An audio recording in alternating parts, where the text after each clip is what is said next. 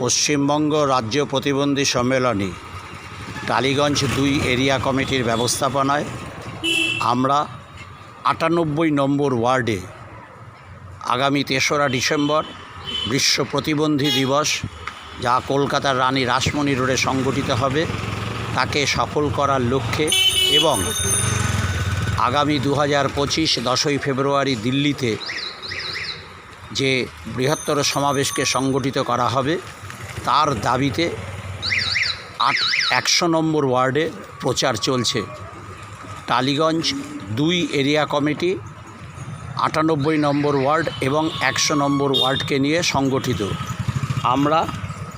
আমরা আনন্দের সাথে বলছি যে টালিগঞ্জ 2 এরিয়া কমিটি হওয়ার পরে আমাদের এই প্রথম 98 নম্বর ওয়ার্ডে আমরা দেওয়াল লিখন শুরু করতে পারলাম।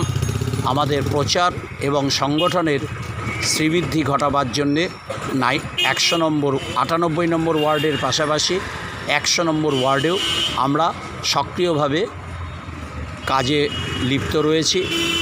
অঞ্চলবাসীর কাছে আমাদের দাবি, এই দেওয়াল লিখন শুধু দেয়াল লিখনে আমরা সীমাবদ্ধ রাখতে চাই না। পশ্চিমবঙ্গ রাজ্য প্রতিবন্ধী সম্মেলনের যোগ্য নেতৃত্বে যেই আন্দোলনের ডাক দেওয়া হয়েছে, এই আন্দোলনে অঞ্চলবাসীর সক্রিয় সহযোগিতা আমরা বিশেষভাবে কামনা করি।